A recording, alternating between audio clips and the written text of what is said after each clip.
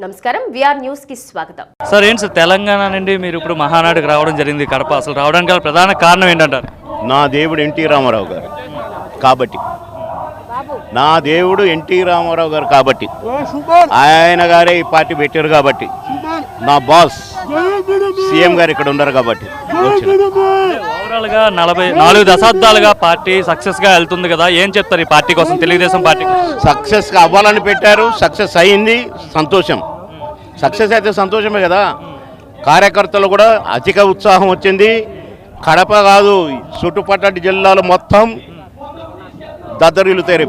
అంటే కడప అంటే వైఎస్ఆర్ ఫ్యామిలీ కంచుకోట, జగన్మోహన్ రెడ్డి అడ్డా అని చెప్తుంటారు కదా, రాయలసీమ ప్రాంతమైన ఏదైనా సరే. ఆయన ఎవరిది వాళ్ళు చెప్పుకుంటారు, ఆయనదే అని చెప్పుకుంటారు. ఎందుకు చెప్పుకోకూడదు? వాళ్ళ నాన్న చాలా చేశాడు, చెప్పుకోవచ్చు. మా నాన్న చేశాను, ఈయన చెప్పుకోవచ్చు. ఎవరి నాన్న గురించి వాళ్ళు చెప్పుకోవడానికి హక్కు ఉంటుంది.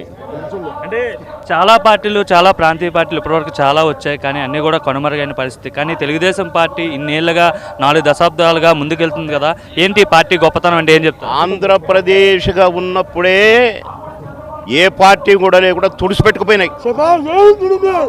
కాంగ్రెస్ పార్టీ అసలు మర్రి చెట్టు లాంటి కాంగ్రెస్ పార్టీ 0 అయిపోయింది కనుక ఇది మా పార్టీకి, మా దేవుడు పెట్టిన పార్టీకి మామూలే. మీరు ప్రస్తుతం ఏ పార్టీలో కూడా లేరు, తెలంగాణలో మళ్ళీ టీడీపీ యాక్టివ్ అవబోతుంది అంటున్నారు. టీడీపీలో జాయిన్ అయ్యే అవకాశం ఉందా మీరు?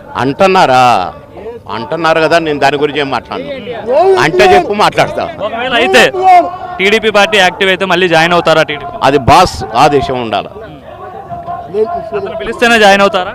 పిలిస్తే జాయిన్ అవడం, నేను జాయిన్ అవడం పార్టీ నాది, పార్టీ నాది.